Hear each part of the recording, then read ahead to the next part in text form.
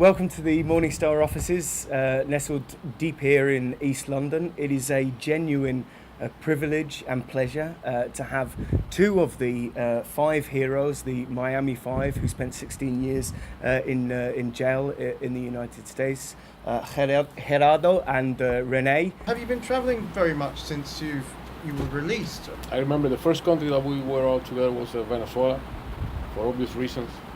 Then we went to South Africa, to Angola, where three of us participated during the independence, during the war against the apartheid regime. As you are aware, while we were in prison, our relatives visited some of those countries and received a lot of support from many Congress there. So we tried to go back there and to thank them, many organizations for their support. I have to tell you that South Africa was incredible. It came as a surprise to us. And it's so beautiful to see how they don't forget the role that Cuba played on the Southern Africa during the war against apartheid. And the same goes for Namibia and Angola. As a matter of fact, we visited the places in Angola where we had been during the war, and it was a moving experience to go back to those places where we served our time as young soldiers there. What opportunities and challenges face Cuba now, now that relations have been not completely normalized, but somewhat normalized with the USA?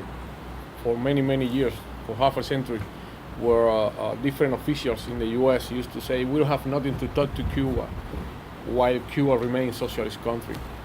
Or if as they say, the Castros are in power, or if they don't denounce the revolution, or if they don't make elections this way or this way with their own receipts. Well, nothing of that happened in Cuba, and still we are involved in this process, right? That's why we consider that it's a victory for the Cuban people. In the eyes of the rest of the world, it's better for them to respect Cuba and to have a normal relationship with us. To leave the financial sanctions which still cripple the Cuban economy to developing, to get rid of the Guantanamo base, who doesn't represent any military importance to the U.S. at all, to stop the programs of subversion against the Cuban society and so on. So what I would say to anybody who supports Cuba is first to keep working on that direction, to keep pressing on the U.S. government. I mean, what we achieved with the freedom of the Five was a resounding victory of that pressure. And I have to say that a big chunk of that pressure came from Britain.